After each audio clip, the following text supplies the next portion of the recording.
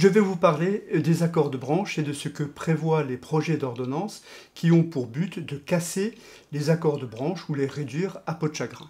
Un accord de branche, c'est un accord qui est conclu entre les organisations syndicales et les organisations d'employeurs et qui couvre l'ensemble des salariés d'une branche particulière, que ce soit la branche de l'habillement, la branche de la restauration ou n'importe quelle autre branche. Les accords de branche ont pour but actuellement d'une part de protéger les salariés de la branche, leur donnant des garanties minimales pour éviter le dumping social et également éviter la concurrence entre les différentes entreprises de la branche qui voudraient casser les acquis de la branche.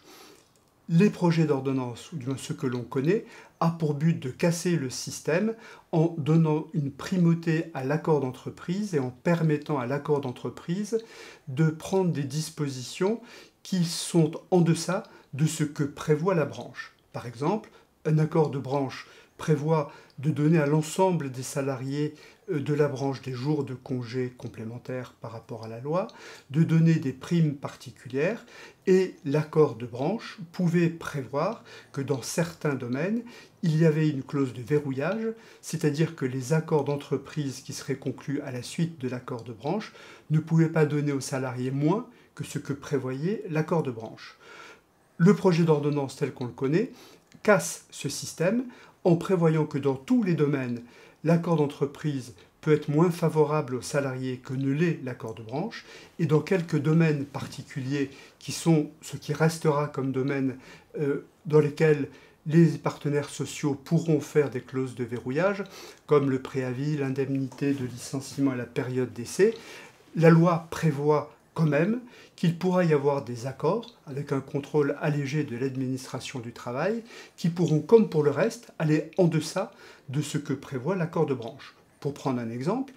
une convention collective prévoit de donner aux salariés des jours de congé complémentaires, prévoit de donner une prime, prévoit que les entreprises du secteur ne peuvent aller en deçà de ces éléments.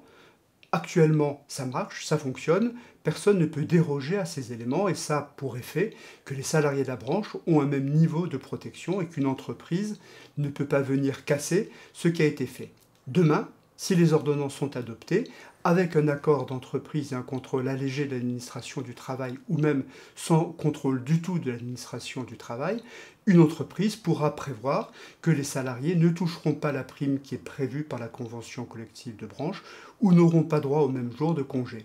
L'effet immédiat sera que l'entreprise voisine dira à ses syndicats, écoutez, le voisin, il a pris ce type de disposition. Nous, si on n'adopte pas le même type de disposition, on ne sera plus compétitif. Donc, il faut que vous, syndicats, vous rogniez les droits des salariés. Donc, on va aboutir à une situation où les salariés seront infiniment moins protégés qu'ils le sont actuellement avec les accords de branche. J'aimerais vous dire que ce que nous allons vous montrer